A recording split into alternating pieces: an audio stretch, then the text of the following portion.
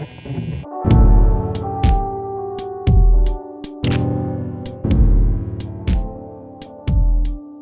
everyone, I'm Jonny, and welcome to a very special episode of the Monstrous Playbook.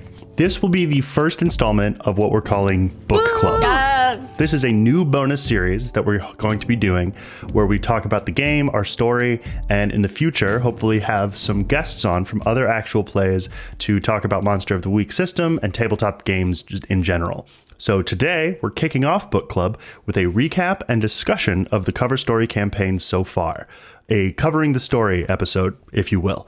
And just in case you forgot who's who, I am Lauren and I play Kira Ashwood. I'm Miah and I play Casey Davis and Theo Nessos. I'm John and I play Mark Clayton. I'm Jonny and I'm the King of Monsters. We've hit what we've decided is sort of our first act break. Some pretty intense things have happened and things have shifted. And as we go into the next act, we wanted to take a bit and talk about where we've been and where we're going. And what our character's deals is. It's not that intense. Completely normal. Everything's fine for me. Screw you. This will be like a talk show except with no guests, just 4 hosts. Yes, sort of like a round table. But before we get into that, though, Lauren has an announcement for us. So we have a really exciting announcement for you. Starting today, we are actually launching our own Discord server for the Monsters Playbook. Yay!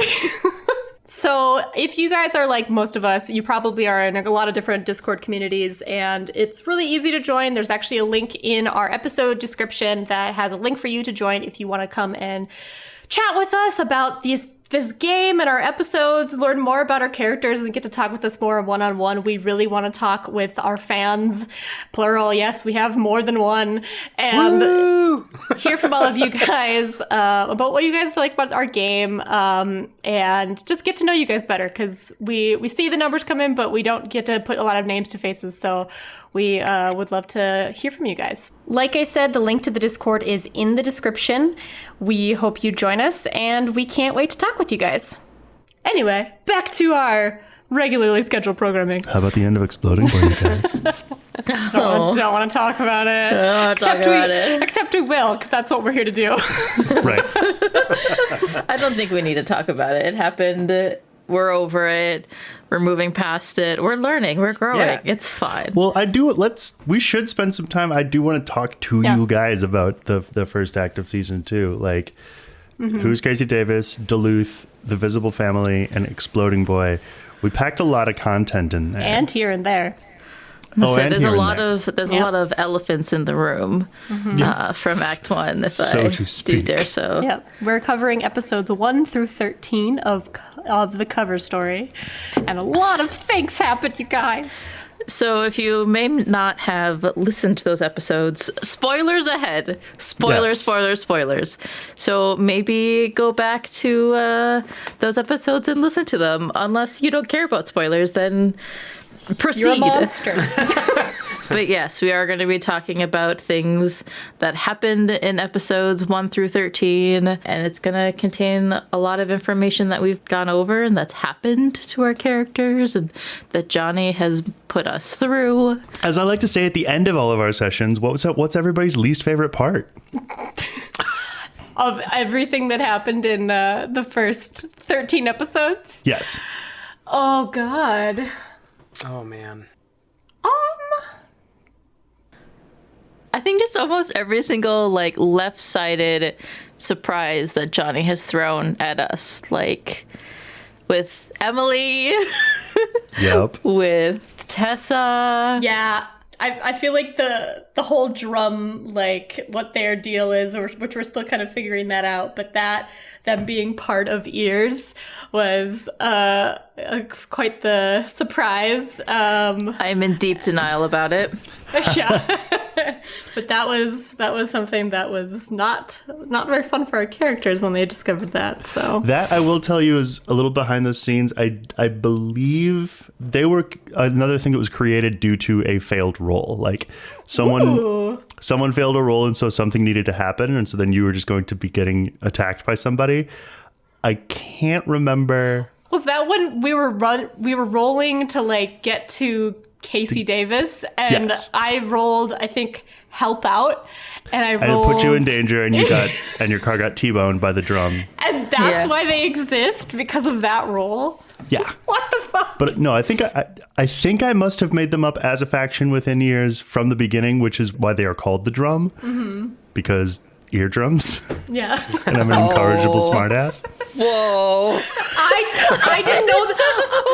I didn't know that either. And Johnny told me that the other day, and I was like, my mind is blown. Eardrums. You guys, it's been there's been a faction of ears called the drum for a year. Whoa, I didn't realize that.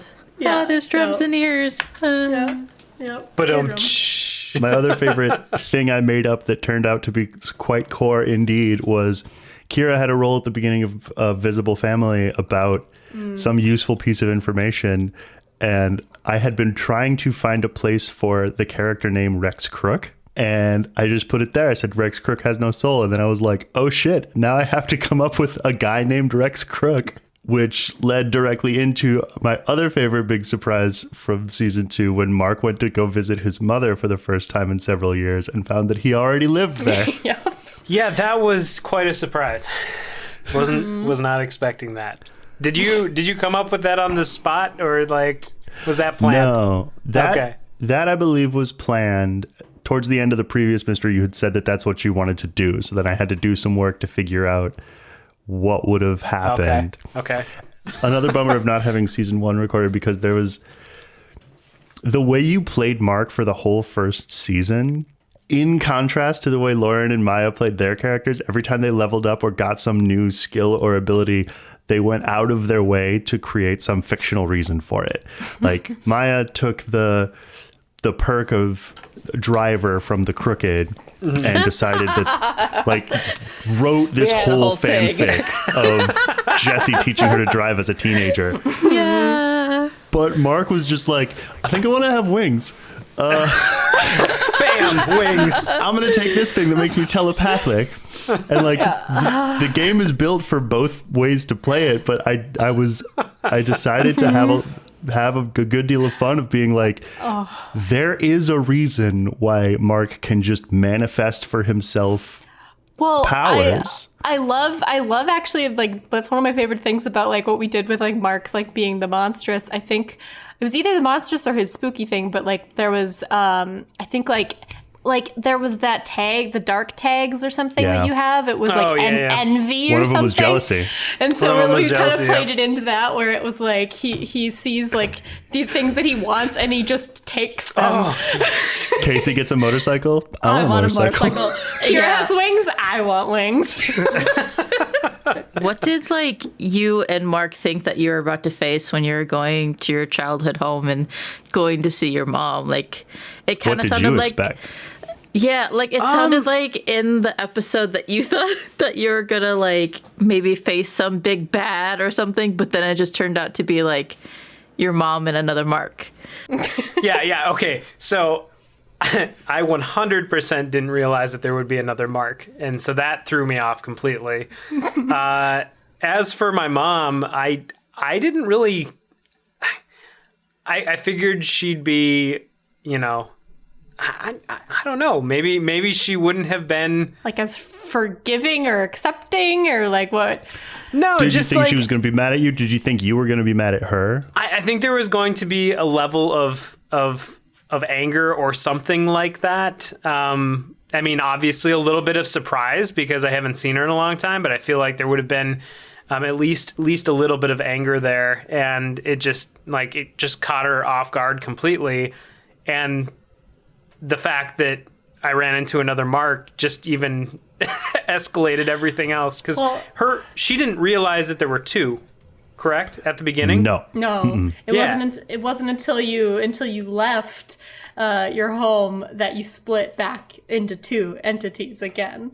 Right. And it was very odd and unexpected, and I think going into it, Mark was expecting something completely different. Yeah, no, that was well planned. I did not see that coming at all. Well, that kind of makes me think, like, you know, with like we've been introduced to a couple of new NPCs already this season with like Samantha and Rex and some others. So a question for Jonny that I'm wondering is, when you create like a new NPC, what are the sorts of like questions or information that you're kind of asking or paying attention to when you're creating them?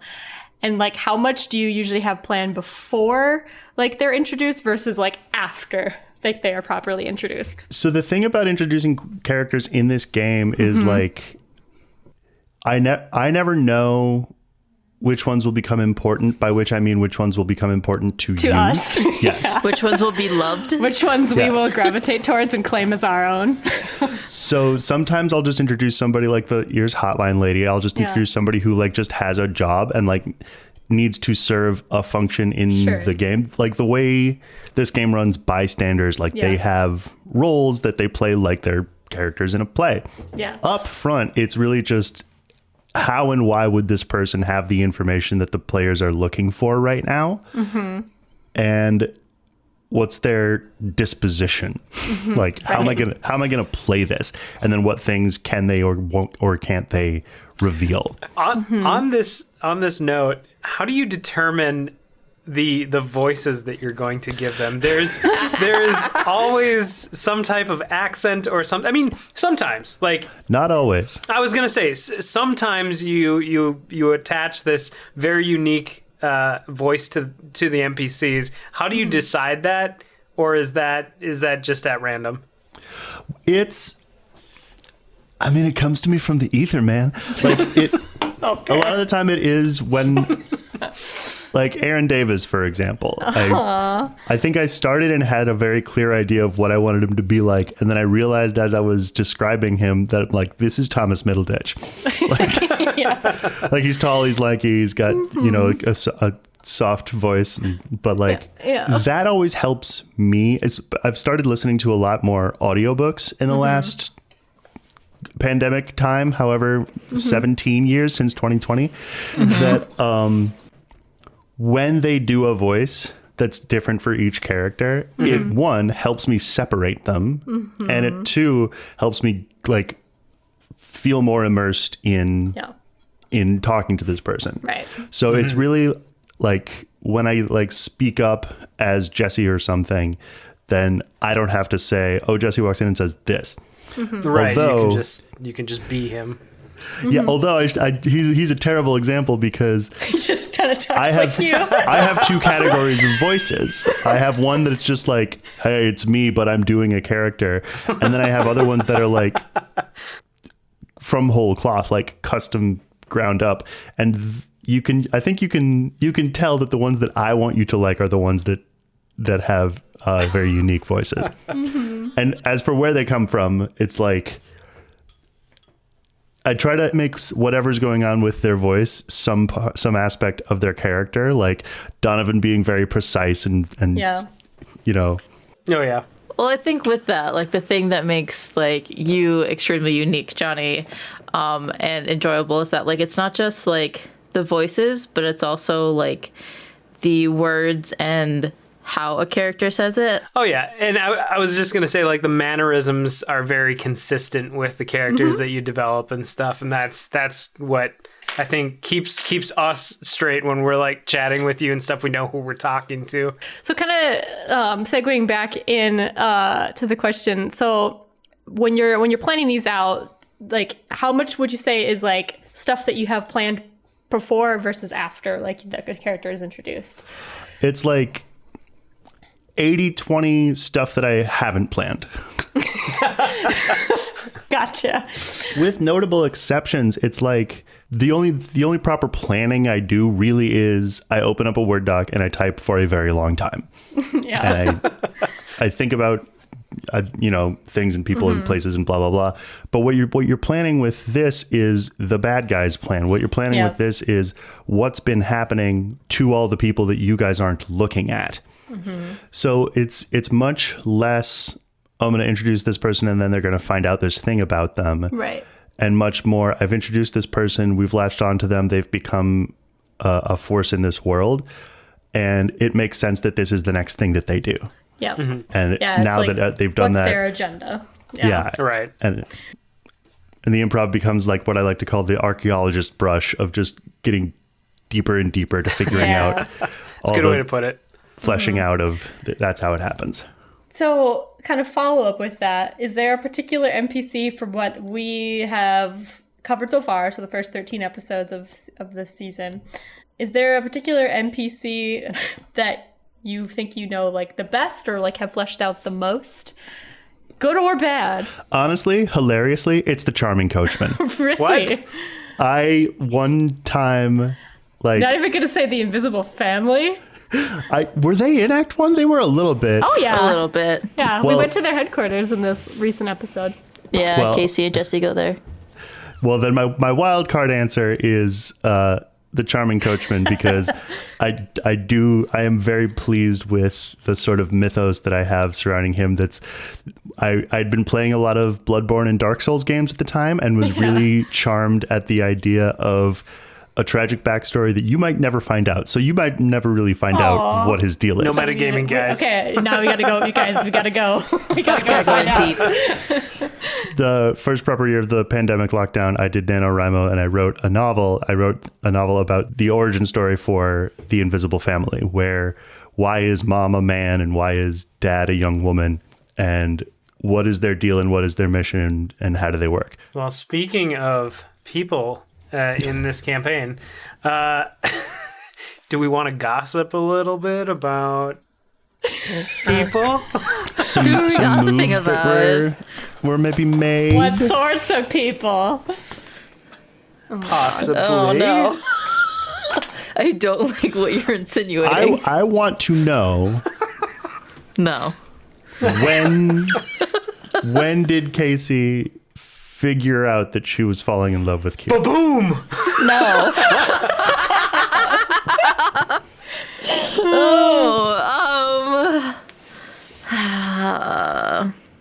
Because listening back to it now, you can hear it in like at least within that arc. So I maintain that she's been in love with Kira for a while, but she's not my character. I was gonna say, Lauren will tell you one thing, and I will tell you another thing. So tell me both of those things. To be clear, there's a difference between like being properly in love with somebody versus like crushing on them. I think Casey has been crushing on Kira for a long time. I think it's been back since season 1, since before we were even recording this, because there were some remarks that she was making that it was kind of like, what is going on there? Why is she jealous of Tommy? Is it just a friend thing or is it something more? And so there was some like seeds back then. And I think doing what she did at the end of season 1, where she kind of went to save and rescue Donovan, I think in itself was an act of love. So I think she had some feelings for a while. And what will you say, Miah? I think that the thought of actually like, oh, I wonder if Casey could be in love with or have a crush on Kira, I think didn't really pop into my head until season 2. I know that I think that seed sort of got planted in my mind at the end of episode 1 when Casey like puts her hand on Kira's like thigh, like when we're like fucking like exhausted in the bleachers. gym. Yeah. But I don't, because it's hard because Casey was struggling with a million things over the beginning of season 2. And being that Kira gave her a home and really fought for Casey, like, I think that definitely like kind of strengthened it and kind of, it gave Casey a light in the darkness. I think that like Casey didn't really realize that she was in love with Kira until what she did for her to Jesse, giving Jesse back the memories of Casey, because outside of these monster hunters, Jesse is like kind of Casey's number one friend, her best friend. Yeah, I don't know. I think it developed over time. I don't want to say that it took Casey by surprise, but like Casey didn't intend to fall in love with Kira. Like She wasn't like, I'm gonna fall in love with my best friend. But You know how you do that? yeah. So I don't know, like. Well, I can tell this is making you uncomfortable, so I have a different question that will also make you uncomfortable. Oh, great. Love that. What is it like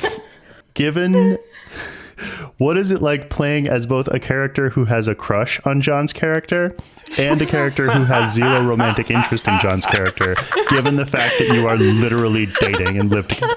Well, okay, to be clear, I believe at the beginning of season 2, Jonny was like pushing to get Casey and Mark together, and I was not having it. I was like, I've been shipping Macy Dayton from the jump. No. This is you have to understand. This was from the Tumblr days back in season 1 when Miah was doing this a lot. She came up with a lot of ship names, and the best one is Macy Dayton. Mark and Casey, Davis and Clayton. Nope, I'm a Mario shipper. Oh gosh. The trick that I found for playing Casey and not being in a romantic relationship with Mark, but then being with Theo and wanting to be in a romantic relationship or the potential of having a romantic relationship with Mark is that with Casey, I kind of use the side of me that when I get annoyed with John, just like the grumpy side. But then like, well, this is gonna get maybe a little TMI, but like when I play Theo, I just kind of think back to like the days when John and I like first started dating. So like the Sidley. I don't know, bringing in like the excitement and the awkwardness of like interacting with somebody and like a new romantic. So like it's been fun playing like Theo and Mark and kind of reliving all that awkwardness while also doing it in front of Lauren and Jonny and then the rest of the world. I would definitely say that Mark is in that similar like to Theo anyway, just like that similar. I'm thinking about those same things being awkward and everything. To be clear, like the way that Theo and Mark are and how they interact with each other isn't exactly how like you and I like. I think you and I are more like confident and more like flirty, whereas Theo and Mark are just awkward. They just don't know. Like they both like, don't have like the social no confidence, just straight out the window. So like the very like soft spoken, like really talking really quickly, like that's very Theo. Whereas like me, that's not how it happened with John. But on that note, what was going through your mind when Mark showed up at your house to talk with Dockers? Theo was petrified. She was unprepared. It was like worst case scenario is happening right now. Somebody that the family could like kill. Like it wasn't good. It was like just normal meet family it was not stuff. it was not good. And then I think when Theo overheard Mark tell Dockers that he came for him, that kind of really crushed her. And I don't think so. Like Mark has been very like it doesn't dawn on him until something hits him over the head. I feel like sometimes. And there's been many moments like that where Theo will look really deep into something and Mark is like literally just like, huh?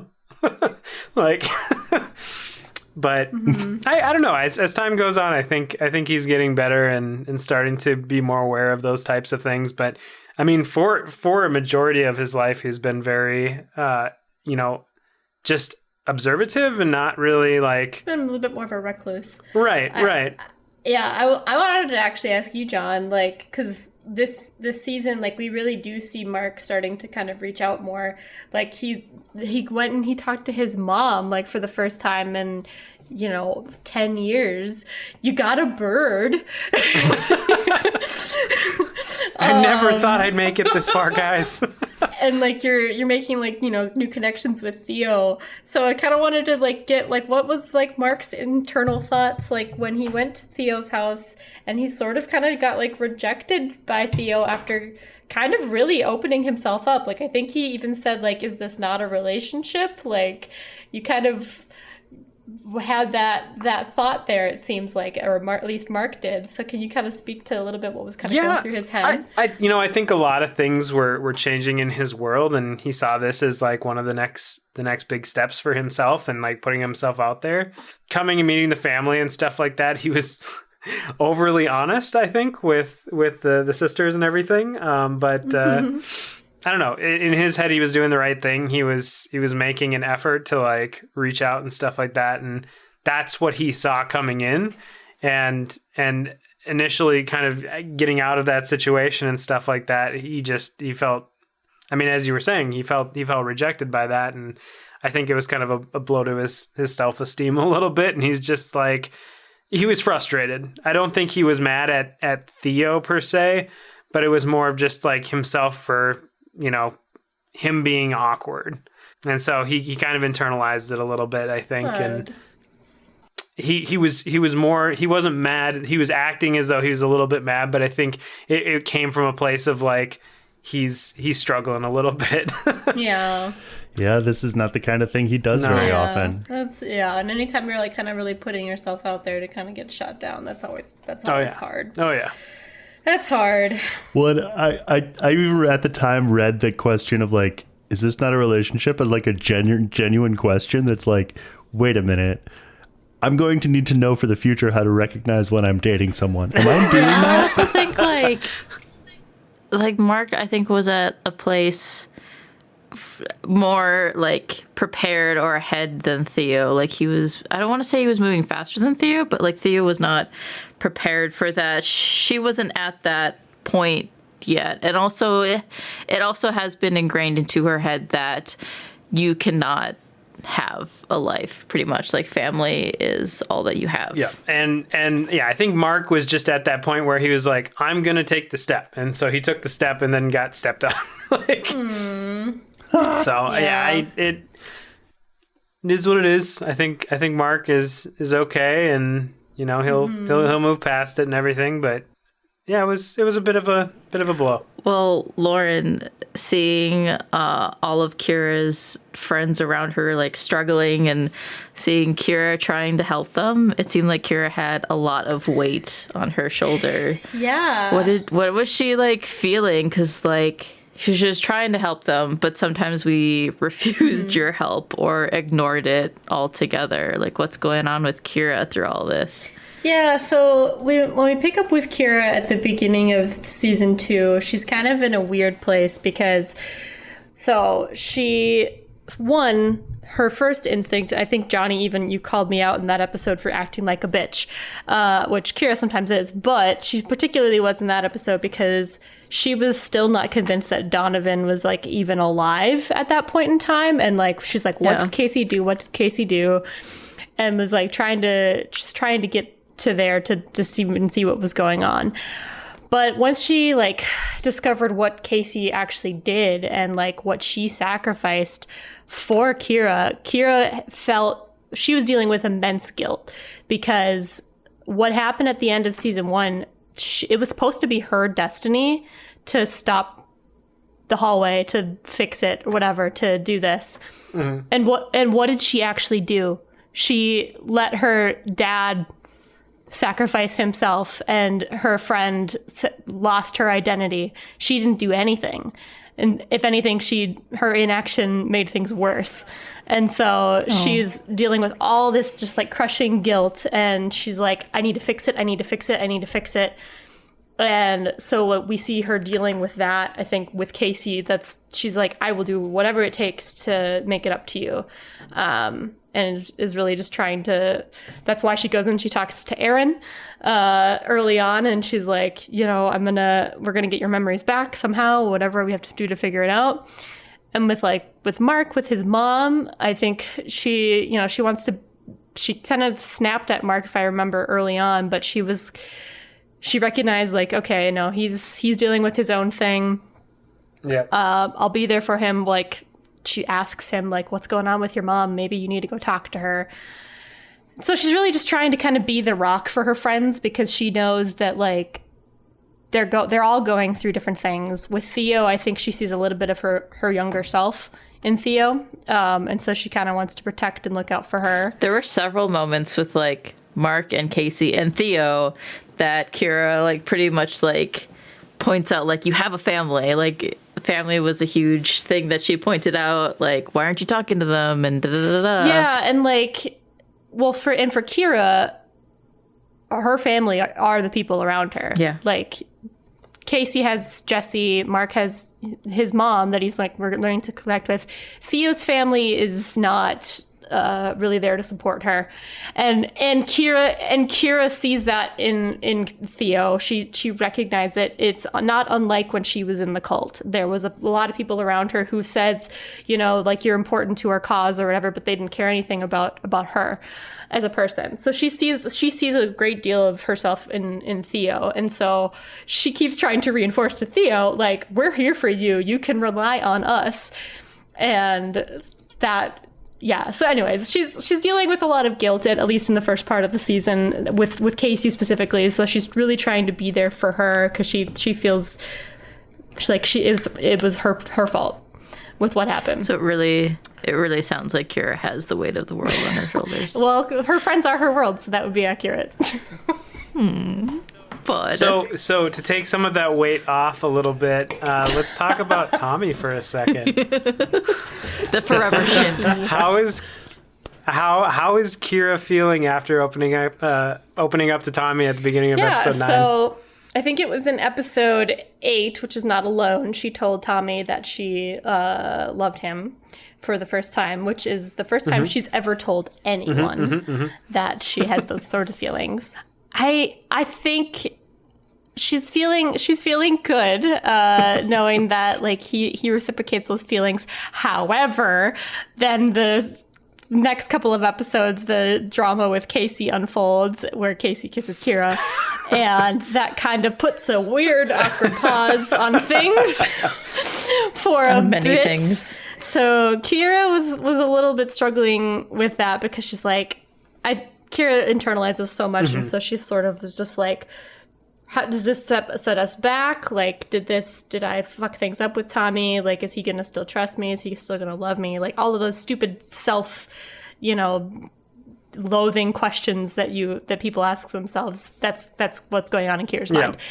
But she absolutely, like, she loves and adores Tommy, which is, she says as much in that letter that she reads at the end of episode 13. Really wants him to know all of her and accept all of her, because she wants him to know that she feels the same way about him too. I think they both have this kind of mutual understanding that, like, yes, they have these monstrous sides, but they're so much more than that. And like, they're just as deserving of love. And so that's, I don't know. Kira's been in love with Tommy for a long ass time.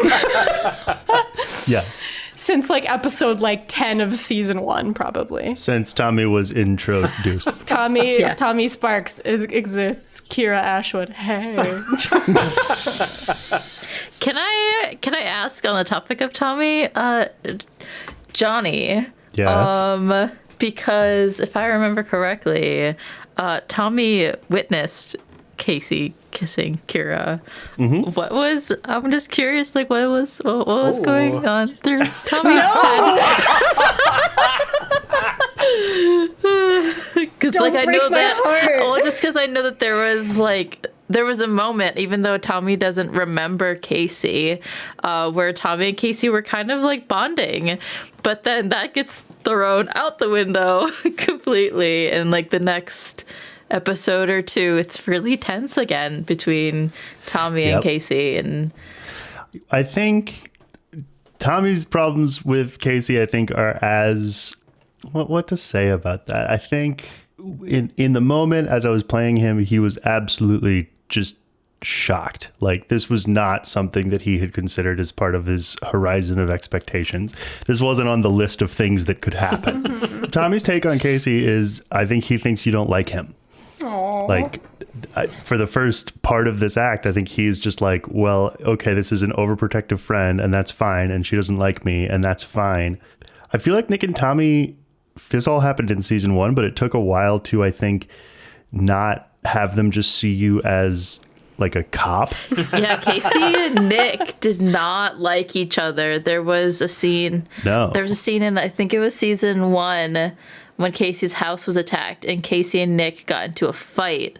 And I don't think that it was until episode 13 in season 2 that Casey and Nick finally, like, when they finally aren't, like, at each other's throats. Like, they accept each other that, okay, we're both skilled people and we do the same thing, instead of, like, Nick being some, like, rough and tumble monster hunter and Casey some cop. Who's the only person he's the only person in the whole world who knows how to do stuff right. Also, on that topic briefly, I had some fun too with kind of trying to turn Nick into Harry Dresden. That, like, he was a little hardline in his early appearances, but then basically I want all of my characters to be Harry Dresden or Trevor Belmont. I mean, I'm not mad about that. I really was liking the idea that he kind of, after working with you guys, was like, and you know, fully accepting Tommy and Tommy's werewolf side, and then being like, okay, maybe you can take some of these bad things and do good with them. And so he starts learning magic, or picking magic back up, I should say. Okay, so he has learned, but he kind of stepped away from magic using. Yeah, That's the backstory. I like how like it seems like I cannot have a character that doesn't have attitude with Nick, because Casey had attitude with Nick at the beginning. Yeah. Now Theo and Nick do not get along. In your defense, Nick started it. That is true. Nick did call Theo a witch.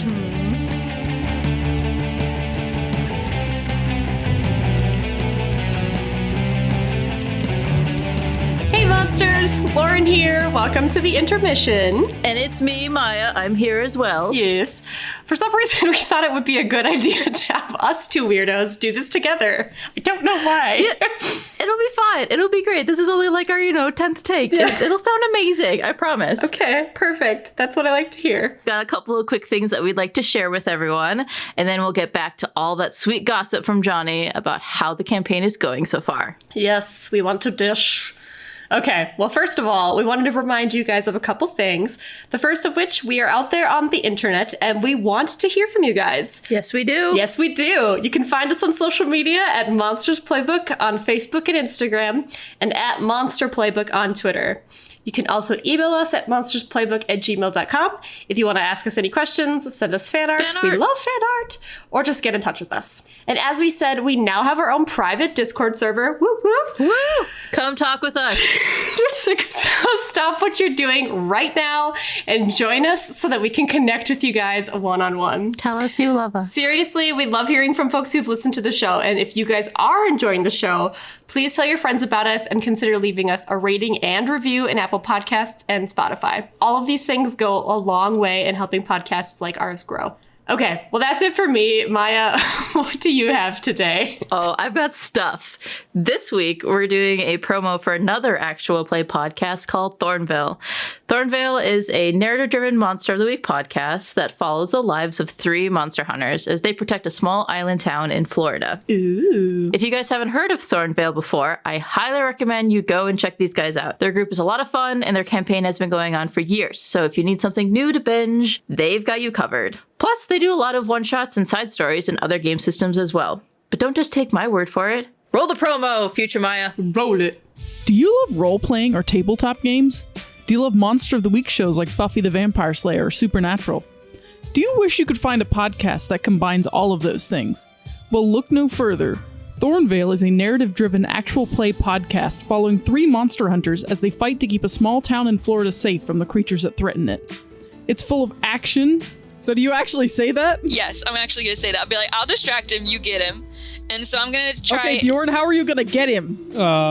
Comedy. I just got this image in my head, now this is me, not Sammy, of this dragon that was collecting materials for a chicken farm.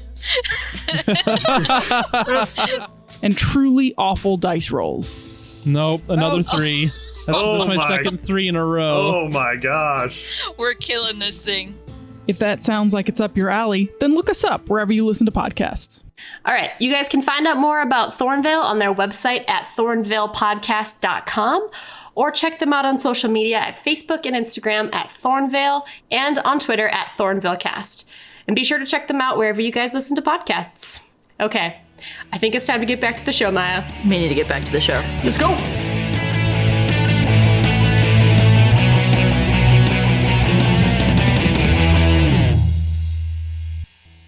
Well, I want to pull us out for like 2 seconds from the gossip and stuff, and back to some questions for you, Jonny. All right. Just in general about this game. At the beginning of like a new mystery, how much prep work do you do to inform pre-mystery rolls? How much of that is improvised? How much of that is on the spot? And what inspires each mystery you provide us with? Can I also tag on to that question and ask how you come up with the titles of the episodes? So I'll answer the easy question first. The episode titles usually comes to me somewhere towards the end of recording them, where it'll be something someone said or something that was like a key location or a key like phrase that sort of encapsulates what happened.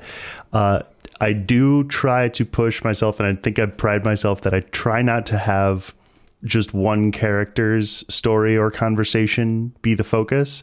If ever there is something that someone says, I want to make sure that that thing, that quote, also applies to where everybody else is at. Yeah. So some kind of double read in there that I try to do. The pre-mystery rolls from the beginning have been my absolute Achilles heel. Those are hard. Those are really hard. They are very hard. Yeah, no, because I mean, it truly affects how this plays out. So, I mean, I feel like you have a lot of connecting to do as you're coming up with those on the spot. Yes. And like the function of them is really interesting because I think more than once it's happened where you're like, we're showing up, we have an agenda this time, we know what we want to go do and look at and investigate. And then somebody will have a mission, someone will have a vision, and then you'll be like, shit, well, we have to deal with that instead. Like, all that other stuff is out the window. This takes priority because my buddy's in trouble. And so it is really fun to sort of come up with what the visceral language is of those happening and like have, you know, the kinds of damage that doesn't really necessarily happen to you because of your tactics and your fucking Kira armor. But your damnable armor. In talking with other, and I did this a lot more at the beginning, where it was like you'd literally just pick like a crypt hit. You'd pick a monster that there is, and then be like, okay, that's going to be there. What do I do with it? But the way, because you guys have gotten so deep into the fiction, I get to just like have the monsters not necessarily be monsters, but be characters, you know. So I've got factions going on in the background and they're doing stuff. And with season 2, I think I started trying to plan it out in terms of acts and arcs. Okay. And what I was really trying to do was with every sort of monster, make the world and your place in it keep getting bigger. So I'm going to have something that has a demon from another dimension. And then I'm going to have something that takes you to that other dimension. And then I'm going to have somebody come back and we're going to go really deep into this person that's very important to one of you. The style of writing that I kind of most love to do when coming up with fiction is this world building shit that when you're doing something like D&D or when you're doing something like writing a book is useless. It distracts you and it doesn't push any stories forward, but it's really gold for something like this because how these things manifest themselves to you and how you go about discovering them and having them revealed to you is very organic and largely up to you. Yeah. So I just have all the stuff sort of buried and I have for fun us to unearth it. I have fun in advance sometimes making up some things that I don't know how or whether they're going to affect you. And then you crash into them and then I say, oh, cool. Yep. Okay, now I have to tell you some thoughts I have about HP. Someone pointed out that I think the best like D&D style HP analog in video games is Sekiro, because functionally, every time you hit somebody, it does nothing. Yep. It just reduces their health bar, and you just hit them, and you're not damaging them or making them less able to fight you at all until suddenly you do, and then you push a button and then they die. Right. That's how D&D runs hit points. What I think I've tried to do, and hopefully has happened, is instead of just straight up how much harm you take away from them, what does your attack do to them? And so you guys have done stuff where like you are throwing people through the windows of cars. Was it Kira who ripped off her car door and pinned somebody underneath it? Like, that's cool. And Casey's rifle has taken some people like out. I am less interested in doing numbers to numbers and more interested in the thing that happens because a weapon went off. The prep work to inform a pre-mystery roll is negligible. What I try to kind of do is, when I do manage to have a countdown, and to the extent that I have a countdown, I show you something from very near the end. Or when I have basically just what the bad guy's plan is, but because of the way your moves actually work, I want the vision to be something that you will experience and you will see with your own eyes if you follow this path. And I want it to be gripping to all of you. So I make it happening to you or someone you care about every time. Yep. That is true. So who is the person? I have to figure out what person can be in danger, and I have to figure out what specific danger they can be in. And I don't have to tell you when it's going to happen. I don't have to tell you where most times it's going to happen. I just have to tell you what's going to happen. And then that functionally, what that becomes for you guys is like a goal/clue. Okay. When I have a story that I want to tell, or when I have something that's like, I need this to be tight, the countdown is extremely helpful, because if ever things are going too long, or if the characters don't know what else to do, you can make something bad happen and push things forward. Or randomly good. I feel like there's been situations where we've gotten into that situation and it's just like, touche, and then you do something and it like, Yeah, and it could be good or it could be bad.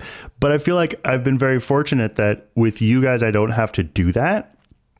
Like, you will investigate things in a way that makes a ton of sense for content to be revealed, and in a way that makes a ton of sense to get in front of and stop bad things from happening. On that question, or statement really, out of all of the stuff that has been revealed to the listener thus far, what is the one thing that was your favorite discovery by us that you didn't think we were going to be able to discover? Or like, what's your favorite? Like, is it time? It's time.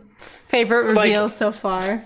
Favorite thing that we were able to pick up on that you had planned or something like that, like that just was like, I don't know. I know mine. Why don't you guys go then? I don't know mine. Well, just like for theory purposes, like my favorite reveal was that the drum was in fact part of Ears, because I had said that.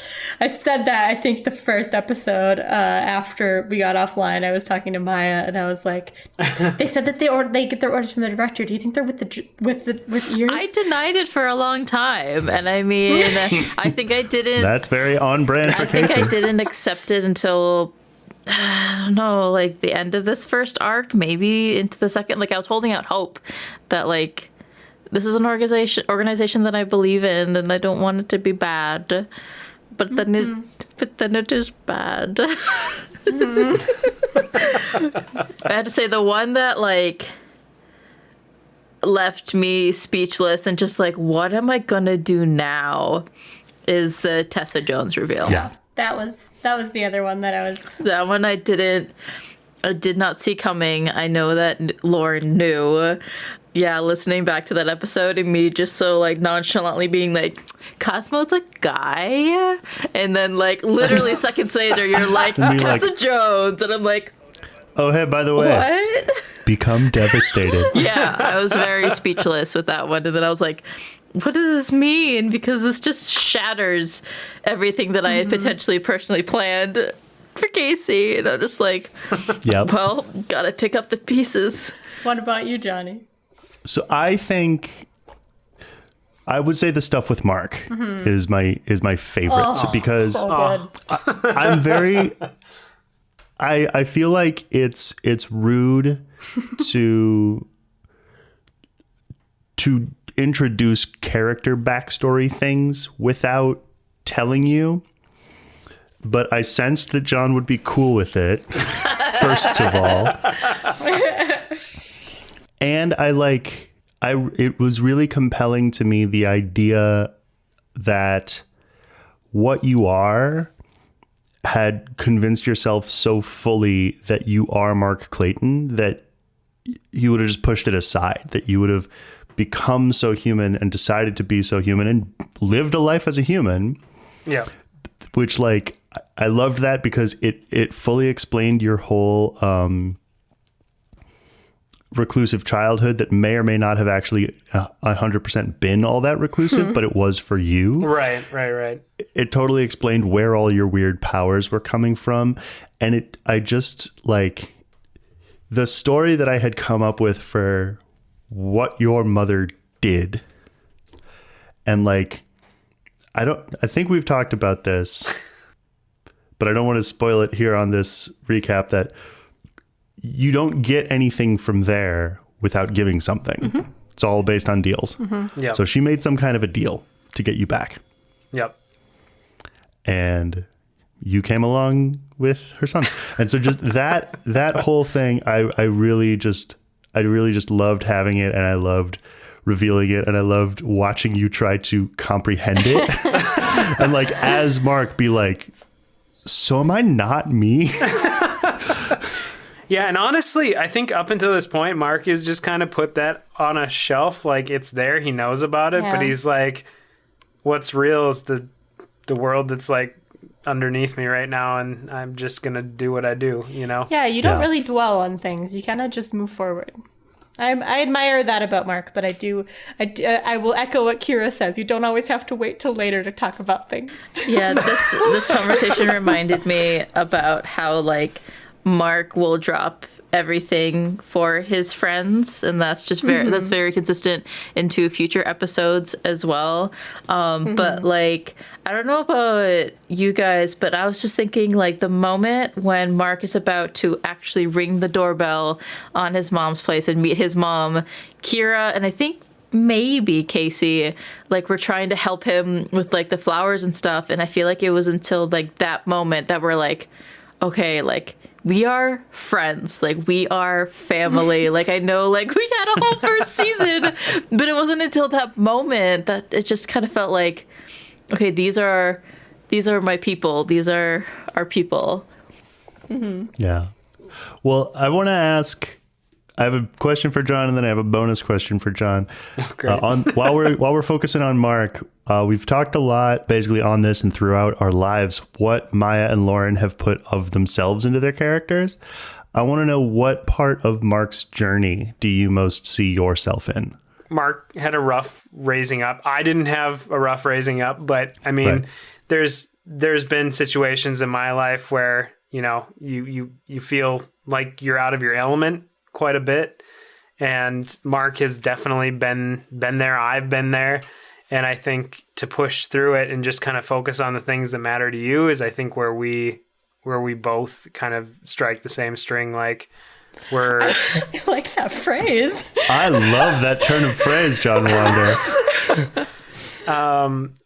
And yeah, like, I think we both share that, and I think that's something that I don't know, sets us apart in this that sets Mark apart in this campaign, and then also for myself, just how I approach things and stuff.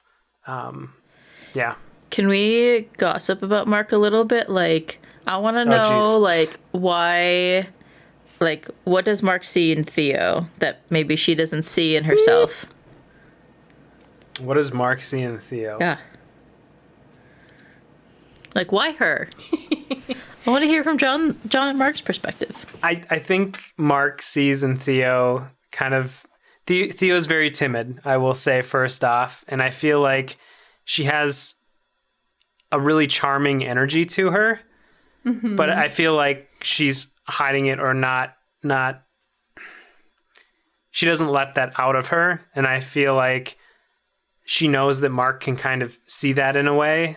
And I don't think Mark knows if she knows that he can see that, but like that's something that he he can kind of see, and he wants to help, and he also, you know, cares about her because she listens to Mark and kind of looks up to Mark in a way.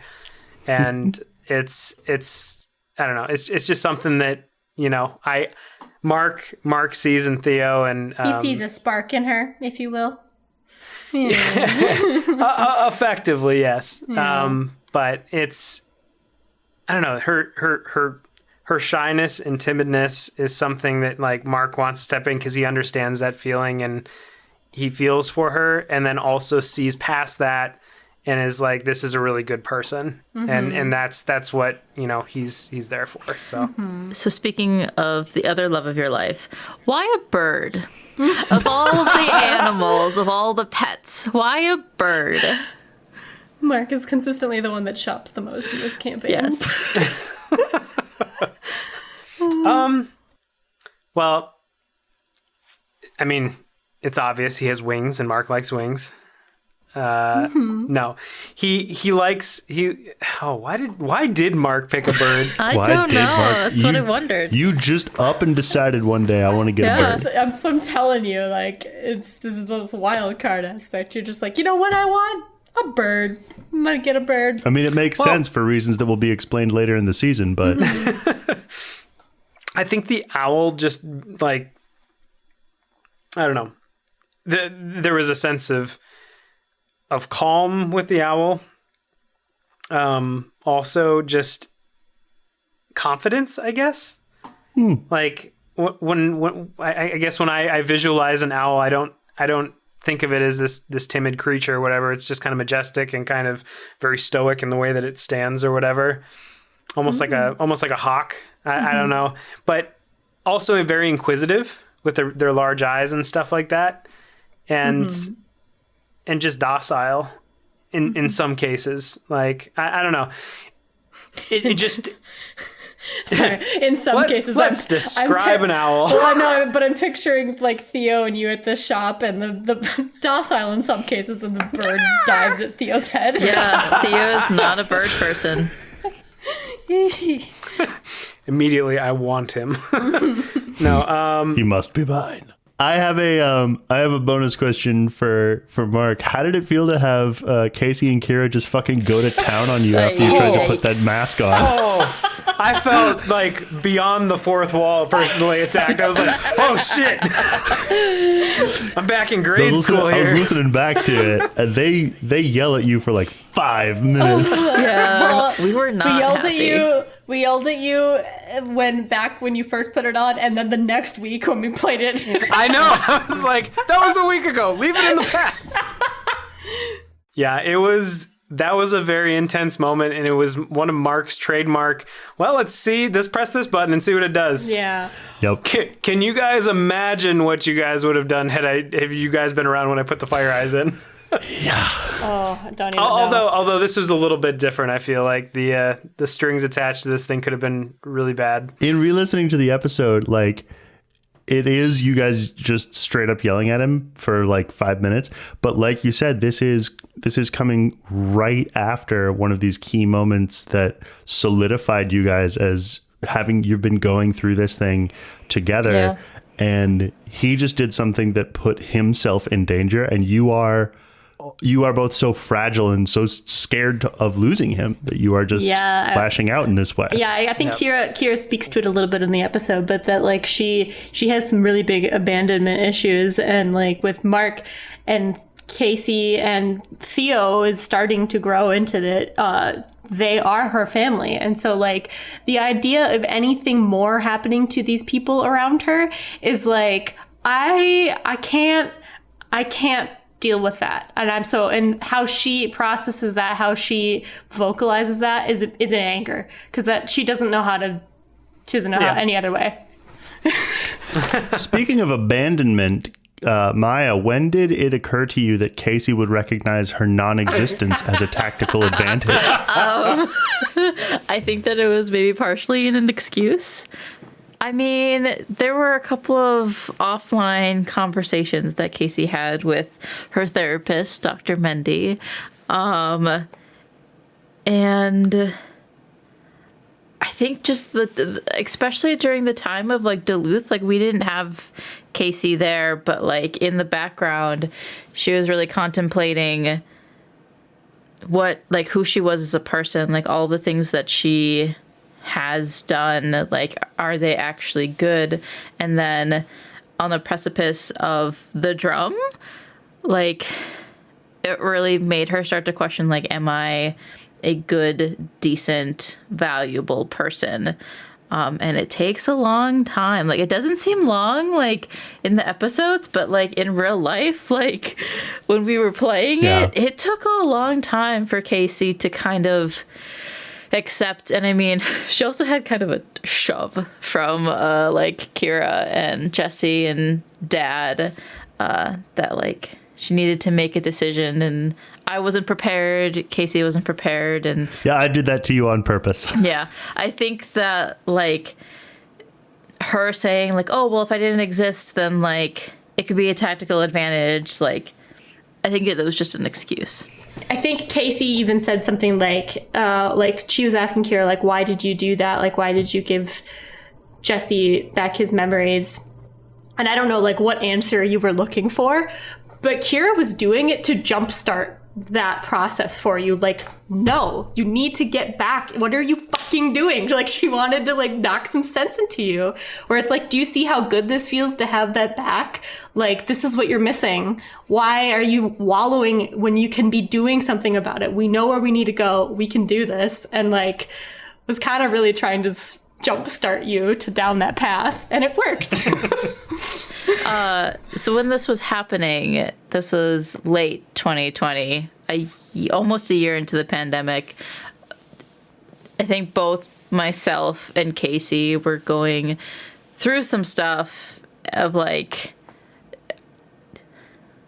are we valuable and, like, loved? And I feel bad that, like, Kira and Mark had told Casey, like, yes, you matter, like, we're going to save you, and yet Casey, like, didn't believe it. And it wasn't exactly until Jesse, like, said it that she started to believe it. And Yeah. I don't know, it was relatable to me, and I hope that it's relatable to some of our audience members, that, like, you do matter to somebody. Like, you may not see it, but, like, you are loved, you are valued. Well, I feel like listening back to these now, I'm going through some stuff, and, like, to me that Casey has such an intact and consistent perspective of any person must justify their existence and value by the things that they do, when what she really kind of needs to understand is just by virtue of you being a person, that's where that makes you valuable. Like, you are alive and deserving of certain things. Yes. And, like, no matter what you do, you don't stop being deserving of those things. No, I think you said that really, really well. Like, I've definitely, like, gotten better at that. Like, get sappy with the three of you are the most amazing people in my life. And that's the exact same thing that happens to Casey. She realizes that Mark and Kira, and then eventually Theo, becomes, like, the most important people in, like, her life. And that also includes Tommy and Nick. And I mean, Jesse has been there for a while, but, like, it definitely, she learns a lot in the beginning of season 2, and, like, she learns a ton throughout the rest of season 2. Yep. A lot of growth from Miss Davis. I want to cry. Speaking of, well, I'll distract from this. Speaking of growth, Speaking of growth and making friends and having people be closer than you expected them to be, we've been getting more into Kira's headscape. Great. I want you to tell me and tell the listeners about some of the research that I know that you did into DID, that you did some of that to make Kira's situation grounded in something true. Yeah, so first of all, I want to preface this by saying I'm not an expert. I did do a lot of reading to, read up on dissociative identity disorder, because I did not, if this was something that I was going to portray with my character or something adjacent to it, I wanted it to be something that wasn't Fight Club? Yeah, it wasn't a caricature, right? It was actually, like you said, grounded. So I did read up, but I also wanted to kind of take a step back to kind of say where the idea even really came from, because speaking about failed roles. Yeah. Yeah, let's talk about this. So the whole concept, what's really great about this game is that when we built our characters, I really didn't have a ton of information about what Kira's backstory was. I was like, she grew up in a cult and she's got these black wings and she's got some weird mind powers and stuff like that. And she really wants to just go away from being the monster that she is and all that kind of stuff. But I didn't have any sense of what her parents were like or any of that kind of stuff. And at one point during season 1, Jonny had asked the question, Kira, have we ever talked about your parents? And I was like, oh, no, we haven't. And he's like, do you want to find out? And I was like, yes, I do. And so offline, he was like, okay, we're just going to do this text RP kind of and figure out what's up with that. Why don't you roll manipulate someone for me? And I rolled, or maybe it was plus charm. Either way, it was same diff. You rolled a 3, as I recall. It was not good. I think I rolled it was a failure. So, but yeah, I rolled this failure, and I was just, I think I said in a quote ruin my character, Jonny. So what I had, I don't know if you two knew, if Miah and John know about this, that I was like, I want to figure out what your childhood was like, so let's start here. And I had to roll manipulate someone. She biffed it so hard, and I said, okay, tell me 3 things that you want your childhood to have been like. And she described these things, that what her parents were kind of like, and that they wanted the best for her, but they were and then she said, okay, now ruin my character. So, and then I described the exact opposite of all 3 of those things. I forget exactly what it was, but it was something she was loved, be loved no matter what, all these kind of these typical things that you'd want from a parent. And I was like, you became accustomed to never hearing your first name said correctly on the first try. Yep. There were tons of kids in this family and they didn't know which one you were and they didn't care. Yeah, it was this horrible detail. And then at some point she gets picked up by the cult or whatever and wrote up whatever. One of the details that Jonny had revealed in this kind of RP was that Kira was abused as a child. I also knew that she had been in a cult. And one of the things with dissociative identity disorder, in how it works is specifically it is when a child has been abused, usually below the ages of 8. Specifically, developmentally, the brain doesn't know how to cope with that kind of trauma. And so it quite literally, to escape from that kind of pain, it separates itself into different alternate identities. Some people call it multiple personality disorder. That is kind of an outdated term now. Dissociative identity disorder is the proper term for it. And so I had done some reading into it and kind of was like, well, a lot of these things that had happened to Kira really matches up with what somebody with that kind of disorder would have. And so we kind of just built that into her backstory. So this was never something that I actually came prepared to the table to have. It was something that we built along the way. And Jonny and I have had a lot of conversations talking about it to make sure that it wasn't something that in a lot of representation that you see in the media, it's like you said, it's not a Fight Club type scenario where there's this, it's a twist at the end. Yeah. We didn't ever want it to really necessarily be a plot device. It was something that she was struggling with and that she was overcoming, because that's the reality of people with dissociative identity disorder, is that, they're people just like us. They have this horrible thing that's happened to them, and, they're just trying to live their lives. And trying to heal from it. And that is something that Kira's just kind of venturing into now. So we kind of see her going through that. And I think that story is much more interesting to me than any of the kind of fictionalized stuff that you see in a lot of media today, where they've sensationalized it and make it into this whole other thing. I think I do get a lot more sort of comic booky about like the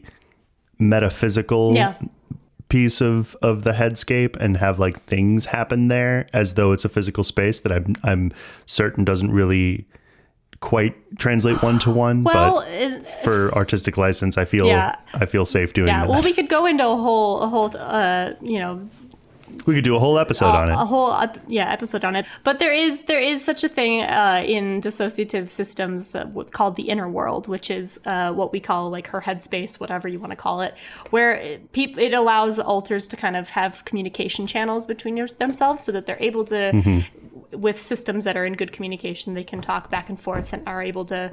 That's how they're able to integrate and do all sorts of things when they begin the healing process. So, and for Kira, it is an apartment building, and there are some that are not good at communicating. Yes, there are some parts of herself that she doesn't even know exist yet. Identified. So that's something that we'll have to continue to stay tuned for. But the other side of the coin, I want to talk my bonus question. Yes. What has been your approach to taking level ups? Did you intend to turn yourself into such a monster? No. Or are you thinking in terms of mechanical advantage at all? So, like, I think you've alluded to this before, that most of like the way that Miah and I treat our level ups is like we wanted to make something that makes sense for the characters and where they're at. So like a lot of the moves that I have are like things that I'm like, oh, this is totally Kira's vibe, or like this makes sense. Like I think at the beginning of season 2, I was able to take some new moves because I had lost some other ones on account of my destiny being fulfilled. And so I got like Dark Past and I think Woman with a Plan, which are like two of Kira's like more signature moves now. Yeah. Like it fits really well with who she is and like her background and where she's come from.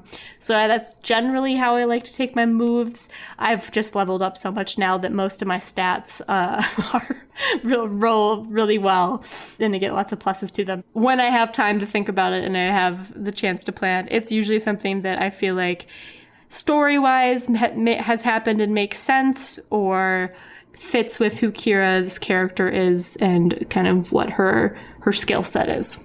Speaking of Case Davis, What? we were totally talking about her. Maya's character. Speaking of mechanical powerhouses. Speaking of murder.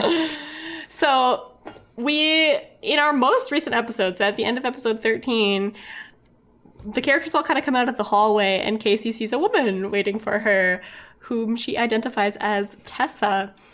So Tessa was something that we kind of got a reveal on back in season 1, but the listeners might not be as familiar about who Tessa Jones is. Could you explain who this woman is, and maybe what are Casey's initial thoughts on seeing this woman, Tessa, who is a ghost, or is supposed to be a ghost, seemingly alive and well? Yeah, I kind of want to like preface or like bridge to kind of what you and Jonny were talking about with the like, you didn't plan for Kira to have XYZ. I didn't plan like going to Jonny's party room, like episode 1. She does identify as being bisexual. I did not plan that from the get-go, but there was some late night conversation that I think I offhandedly said to Jonny, like, I think Casey had a girlfriend. What happened in season 1 is that, which I didn't know, is that Casey was missing part of her memory. It had been during a dream dive training session when Casey was just starting and training in ears. Somebody infiltrated her memory and took away her memory of Tessa Jones. And Tessa Jones was one of Casey's, well, I guess is Casey's first love back in high school. Casey remembers her being murdered and Casey trying to save her and failing to do so. But then discovering, for reasons that Casey would not learn until years later, that she became a ghost and would haunt the part park bench that Casey and Tessa would often frequent at Black Hawk Park. Black Hawk Park. So We'll do a lore post. there's a lot of complication with Tessa and Casey because it's been years. Like, Tessa and Casey were, I don't want to say like high school sweethearts, but like they were 16, 17 years old. Right. So after we get out of the hallway and she's standing there somehow alive, what is Casey thinking? I think immediately suspicious. Yeah, I think it wasn't... Casey was immediately suspicious. She was suspicious that this was somebody who was trying to get at her. Things are very complicated right now for Casey and like what her life is to now become. And I don't know who Tessa is now. Tessa was a 17, 18-year-old that I knew that had died, and now she's a woman who's been gone and missing. And Casey's Have also to find out. yeah, and Casey's also completely different. Casey used to be kind of a timid bookworm, and now she kills people for a living. Weird flex, but okay. Yeah, so I'm excited and confused and nervous to see where it all goes. Me too. Figure out what her deal is. So, according to my notes, I think there's only one question left, and it's Maya's question for me. Yeah. So we've talked a lot about the past 13 episodes. We've asked a lot of questions. We've gossiped a lot. We may have shed some tears. But I want to know, Jonny, we're done with Act 1. If Act 1... Are you about to ask him who's your favorite? No. Okay, I would never subject a father I love all of my to... children equally. I love all of my children equally, but also Mark. But also it's fine. I don't care for Job. If Act 1 was to be a movie, what would be its tagline? Well, I had been planning to think about that over the last several days, which of course I didn't, but I've been thinking about it over the course of this conversation. And so it is: fight for your friends, fight for your family, fight for yourself. Oh, Aww. Cute. yeah.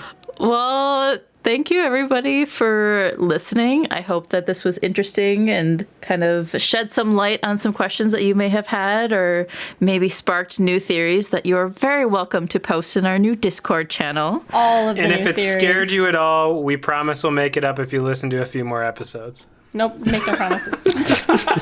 It's going to get much, much, much scarier. It is. But there will also, I think, be more It gets good. weird jokes and kissing. I think the weird. You heard it here, references. folks.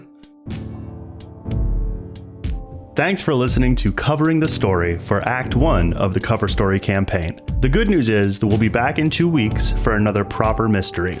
The bad news is that it will be full of horrible tragedy and will make my friends continue to hate me.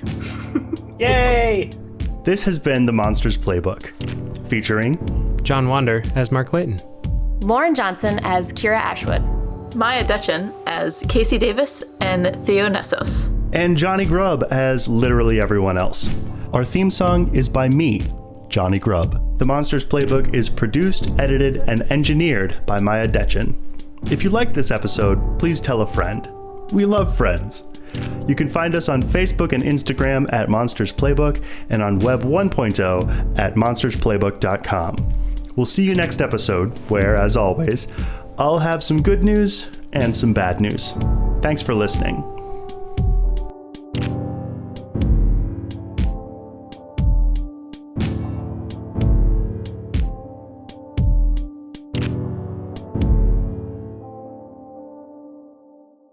Guys, we have a podcast. Whee! People love us. We have fan.